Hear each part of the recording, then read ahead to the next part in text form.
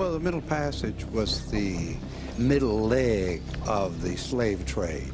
Ships would leave Europe or America loaded with rum, guns, cloth, and other items which they took to Africa, traded for the slaves, picked up a load of slaves, and then brought them to the Americas. The Middle Passage, in this case, was the long voyage, the incarceration of the slaves, and the unimaginable conditions under which they were transported from the African coast to the New World.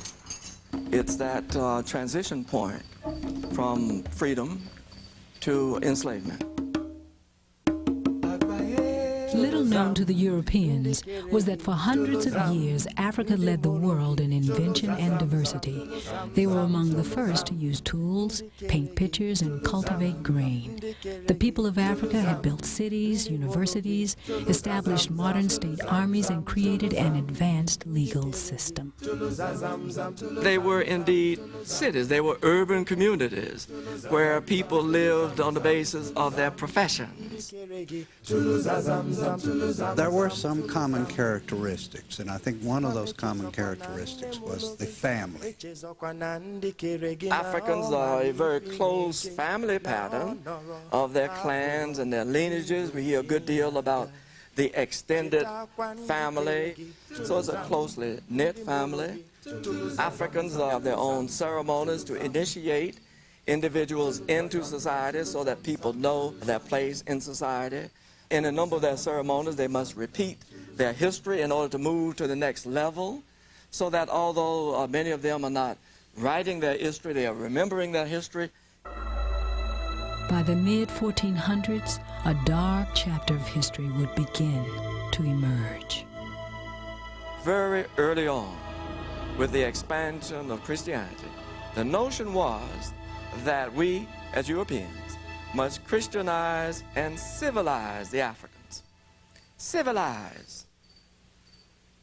Racism came to play a part very early in that they were an inferior people and they were meant to be slaves. Collaboration was a way to prosper, even to survive. African leaders are working with slave traders. People are using the slave trade to create a certain class of people who can be sold. Across the continent, kidnappings could happen at any time. A mother, a father, a child could suddenly simply disappear. Brutal ambushes took many forms. A single capture, a raid by a well-organized group, an intertribal war where defeat meant enslavement. But they didn't quietly accept their fate. African tradition prepared young men and women in survival, endurance, and warfare as part of their rite of passage. The resistance began immediately in many instances. We must dispel the notion that the African slaves were resigned and felt helpless.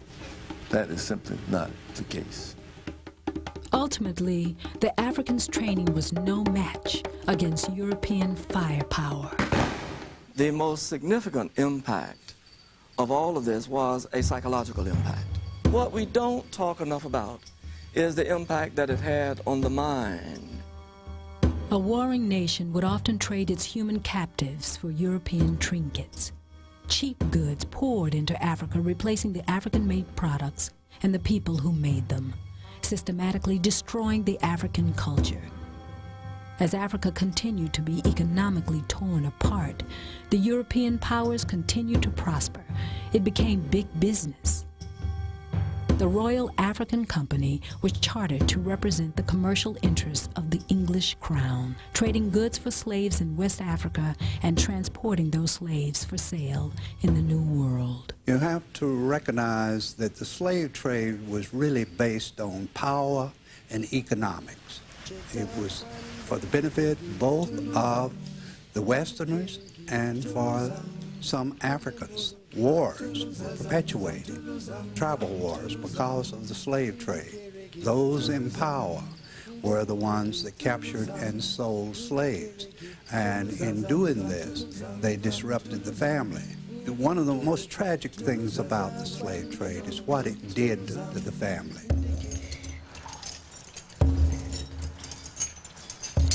They were chained, so a device was placed around their necks, so if they escaped in the jungle, they get tangled up.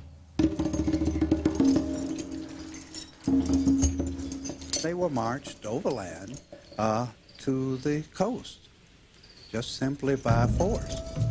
After being captured, stolen from their homes and communities, Africans were forced to travel from the interior of Africa to the west coast. The journey could cover 500 miles and take up to 8 months. Coming down from the interior to the coast, I mean, nobody's made any provisions for food or for the comfort of these people. People who are unable to make the journey, who get sick or become weak and unable to move on, are left to die. On the coast were the castles, more than 50 of them, financed by European slave trading companies like the British Royal African Company, the Danish West India Company, and the Bank of Amsterdam. These large fortresses were built into the cliffs and served as living quarters for the European traders and government officials, and temporary prisons for millions of Africans. Some still stand along the coast of what is now Ghana, Nigeria, the Ivory Coast, Benin, Togo, and Gambia. Today, they're known as points of no return. They weren't loaded directly onto the ship. There were factories on the coast. The Africans were sold to these people, and then they sold them to the ships. And this was an economic enterprise.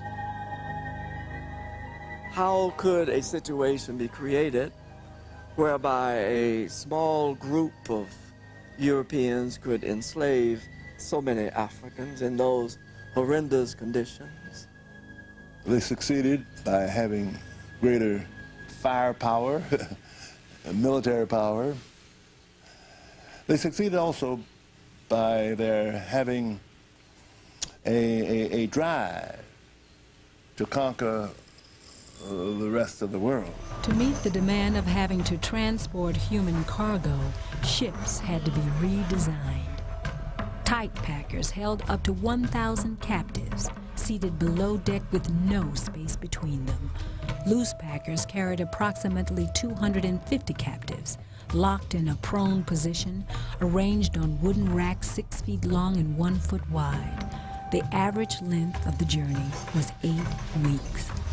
The slave ships had names like Brotherhood, John the Baptist, Justice and Integrity, Gift of God, Liberty, and Jesus. The crews came from around the world, men and boys. These people were scared to death. They were stripped of dignity and stripped physically and put on board ship. They didn't know where they were going, what their future was going to be. They were treated like animals, really like animals. They were a product, a piece of merchandise. The survivors of this grueling ordeal were sold on ships, on the auction block, or in slave markets. They were taken into a slave market.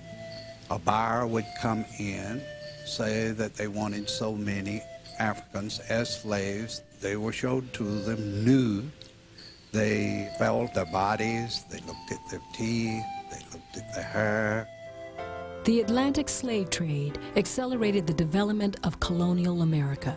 Africans brought advanced farming techniques such as complex irrigation systems that made the cultivation of crops possible. The goods produced by slave labor contributed to set a high standard of living for Europeans and Americans. Tobacco, sugar, cotton, all became the foundation of a growing world economy driven by forced slave labor. The point, I think, needs to be made very strongly that they were African people. They brought with them their language, they brought with them their history, they brought with them a sense of awareness of their culture. The slave trade lasted throughout the world until the 19th century. By 1807, Britain declared the slave trade illegal. 1 year later, the United States followed suit. But the slave trade was far from over. Illegal ships were painted black and traveled under the cover of night, landing in Brazil, the Caribbean, Cuba, and the American Eastern Seaboard. It was outlawed in 1808.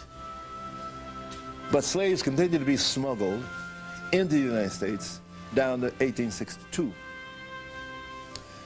And it's very interesting that you can look at the advertisements of runaway slaves in the 1830s and 40s, and some of the advertisements will say, this person speaks Arabic.